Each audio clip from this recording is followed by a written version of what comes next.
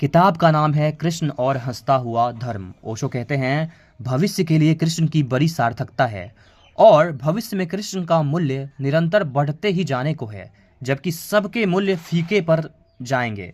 द्वंद्व भरे धर्म जबकि पीछे अंधेरे में डूब जाएंगे और इतिहास की राख उन्हें दबा देगी, तब भी कृष्ण का अंगार चमकता हुआ रहेगा और भी निखरेगा, क्योंकि पहली दफा मनुष्य इस योग्य होगा कि कृष्ण को समझ पाए। कृष्ण को समझना बड़ा कठिन है। आसान है यह बात समझना कि एक आदमी संसार को छोड़कर चला जाए और शांत हो जाए। कठिन है इस बात को समझना कि संसार के संघर्ष में बीच में खड़ा होकर और शांत हो।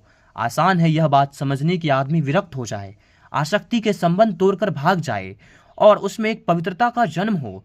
कठिन है यह बात समझने की जीवन के सारे उपद्रव के बीच, जीवन के सारे उपद्रव में अलिप्त, जीवन के सारे धूल धवास के कोहरे और आंधियों में खड़ा हुआ दिया हिलता न हो, उसकी लौ कपती न हो। कठिन है यह समझना, इसलिए कृष्ण को समझना बहुत कठिन था। निकटतम जो कृष्ण थे वे भी नहीं समझ सकते। लेकिन पहली दफा एक महान प्रयोग हुआ है। पहली दफा आदमी ने अपनी शक्ति का पूरा परीक्षण कृष्ण में किया है। ऐसा परीक्षण कि संबंधों में रहते हुए असंग रहा जा सके और युद्ध के क्षण पर भी करुणा न मिटे और हिंसा की तलवार हाथ में हो तो भी प्रेम का दिया मन से न बुझे।